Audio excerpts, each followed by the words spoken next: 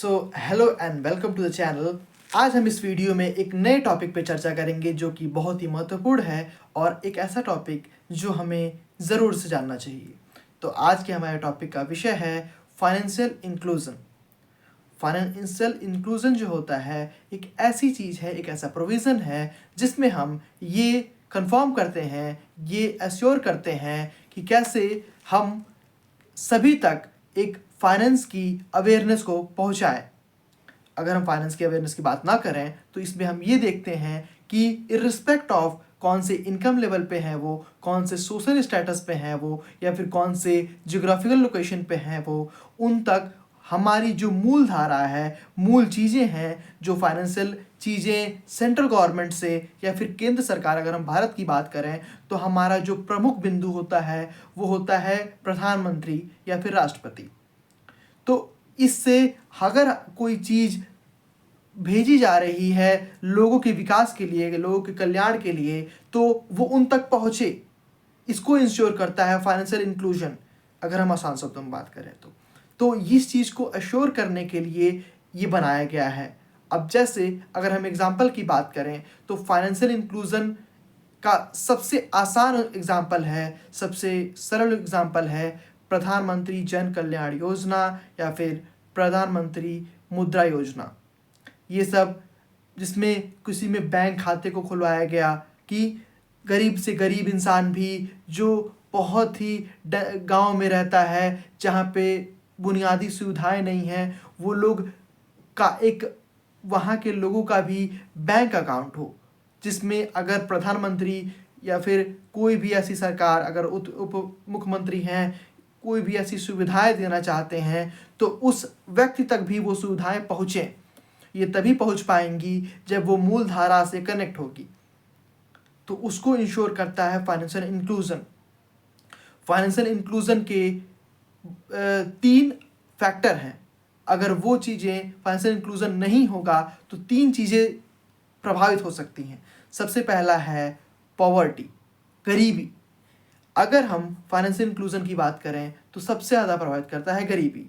कोई भी इंसान जो अपनी चीज़ों को नहीं प्राप्त कर पा रहा, उसके वहाँ अगर वो रह रहा है और रिसोर्सेज की कमी है, खेती बाड़ी या फिर कोई भी ऐसी चीज़ें जो वहाँ पे उपलब्ध नहीं हो पा रही हैं, वो इंसान अगर अकेला रह रहा है, इंडिपेंडेंट नहीं बन पा रहा है, मतलब वो कार्य करने में असफल है, किसी भी शारीरिक दिक्कत हो या फिर कोई भी दिक्कत हो, तो उसे अगर हम सरकारी योजना के तहत कोई चीज़ प्रदान करवाते हैं, प्रोवाइड करवाते हैं, तो वो उस तक पहुंचनी चाहिए। वो तब पहुंच पाएगी जब उन चीज़ों से कनेक्टेड होगा वो। तो इसको इंश्योर करता है फाइनेंशियल इंक्लूजन। तो पॉवर्टी जो है, गरीबी जो है, वो घट सकती है। दूसरा ये है कि इकोनॉमिक ग्रोथ हो सकता है। अगर हम फाइनेंशियल इंक्लूजन की बात करें तो इकोनॉमिक ग्रोथ में अगर सभी लोग बैंक अकाउंट से कनेक्ट हो जाएं, कुछ मनी रखें, कुछ अमाउंट रखें उसमें, तो एक सर्कुलर मोशन में इकोनॉमी में फ्लो होगा मनी का, जिससे हमारी इकोनॉमिक ग्रोथ होगी। तो हमारा जो थर्ड पॉइंट है वो ये है कि फाइनेंशियल स्टेबिलिटी। 2 चीज़ें जाना हमने कि गरीबी और दूसरी इकोनॉमिक कनेक्टिविटी, इकोनॉमिक ग्रोथ, इन दोनों में बाधक हो सकता है। और तीसरा जो हमारा पॉइंट है वो है फाइनेंशियल स्टेबिलिटी। फाइनेंशियल स्टेबिलिटी के लिए भी ये बहुत ज़्यादा कारगर है। अब हम बात करते हैं, अगर ये चीज़ें होती हैं, फाइनेंशियल इंक्लूजन होता है, तो इसके 3 कंपोनेंट हैं और बहुत ही ज़्यादा इससे जुड़े हुए हैं। पहला है एक्सेसिबिलिटी।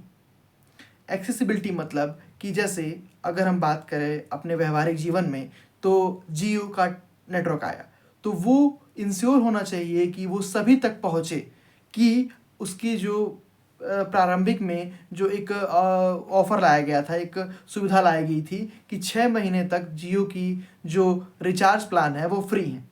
तो वो फ्री का लाभ न केवल दिल्ली के लोग या फिर न केवल मुंबई या फिर बड़े शहरों के लोग उठा पाए, वो उन गांव तक भी पहुँचे जहाँ पे भारत की सीमाएं लगती हैं। ऐसा एक प्रावधान होना चाहिए। तो ये चीज़ें इंश्योर करना एक्सेसिबिलिटी में आता है। दूसरी जो कंपोनेंट है फाइनेंशियल इंक्लूजन की वो है अफोर्डेबिलिटी। मतलब कि वो अगर एक सुविधाएं दी जा रही हैं तो उसको अफोर्ड करने की क्षमता, उसको प्राप्त करने की क्षमता उसमें हो। क्षमता मतलब यहाँ पे हम रिसोर्सेज की बात कर रहे हैं, resources in kinds of money और अदर रिसोर्सेज, जिसके मदद से वो उस सुविधाएं को, वो उस बुनियादी चीज़ों को प्राप्त कर सके। और तीसरी इसमें सबसे बड़ी चीज़ है यूसेज। यूसेज मतलब कि उसको उपयोग कर पाए उतना जितना जो उपयोग होना चाहिए। मतलब कि जैसे अगर आपके खाते में 1,000 रुपये, 5,000 रुपये आते हैं, किसी भी योजना के अंतर्गत आते हैं, तो आप उस 5,000 को उसके उपयोग की क्षमता के हिसाब से यूज़ कर पाएँ। मतलब कि आपके पास उसको खरीदने के लिए, मतलब उसको यूज़ करने के लिए वो सारी चीज़ें उपलब्ध हों। जैसे कि अगर आप एक विद्यार्थी हैं और आपको स्कॉलरशिप के माध्यम से 10,000 रुपये, 5,000 रुपये, कुछ भी एक मूल्य, एक रुपया आता है आपके खाते में, तो आप उसका यूज़ कर पाएँ उन किताबों के ज़रिए जो आपकी आवश्यकता के हैं। तो वो किताबें भी उपलब्ध होनी चाहिए। तो ये भी एक इंश्योर करने की ज़रूरत है, मतलब कि उससे उसको यूज़ हो पाए, वो प्रॉपर यूज़ हो पाए। तो ये चीज़ें हैं, तो ये इंश्योर करता है फाइनेंशियल इंक्लूज़न, जिसमें हम इन सभी चीज़ों को देखते हैं।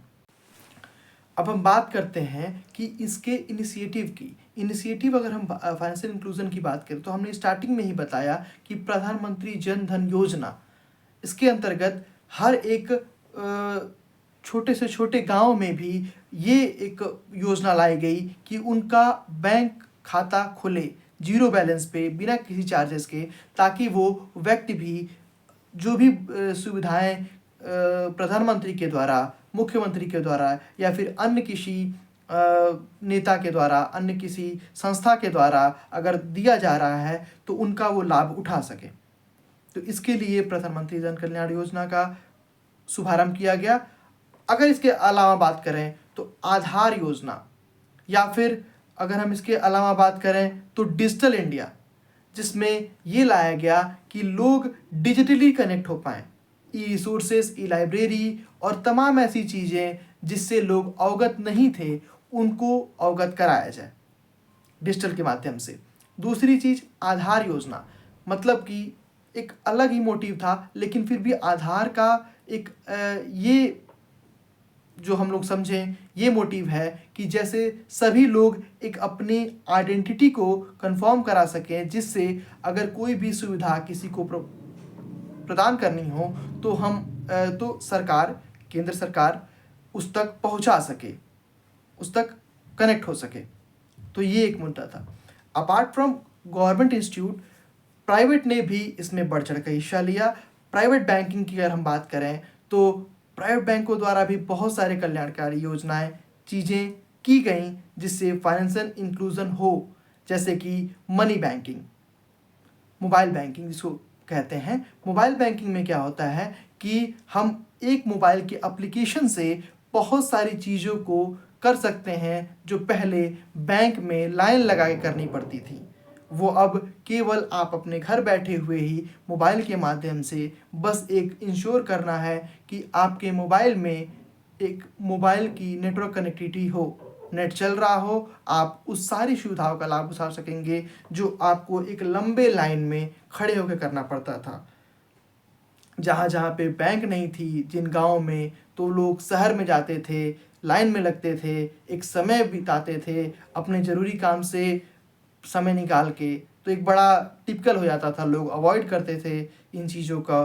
तो उससे बचने के लिए इसको लाया गया और एक बहुत ही बेहतर कारगर साबित हुआ। तो ये सब सारी चीज़ें फाइनेंशियल इंक्लूजन में मदद करती हैं। अब अगर ये चीज़ें ना हों तो इसका नुकसान क्या है? उसका नुकसान ये है, इंफ्रास्ट्रक्चर में काफ़ी दिक्कत आ सकती है। लोग मूल धारा से कनेक्ट नहीं होंगे तो गरीबी बढ़ सकती है, बढ़ती है।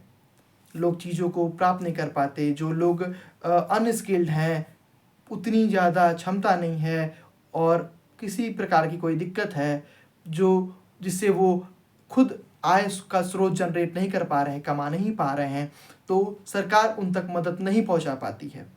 उसके अलावा भी बहुत सारी दिक्कत होती है। तो उम्मीद करते हैं आपने इस वीडियो से के माध्यम से चीज़ों को समझा होगा। If you have any query regarding any of the thing you can comment. और इसके अलावा हमारा एक कैंपेन चल रहा है जिसमें हम इंडिया के फाइनेंशियल लिटरेसी के गैप को फुलफ़िल करने के लिए एक कैंपेन है हमारा। तो होप आप वो प्लेलिस्ट भी एक बार ज़रूर गो थ्रू करेंगे अगर आप ये वीडियो देख रहे हैं तो। Thank you, stay updated, stay connected, happy investing.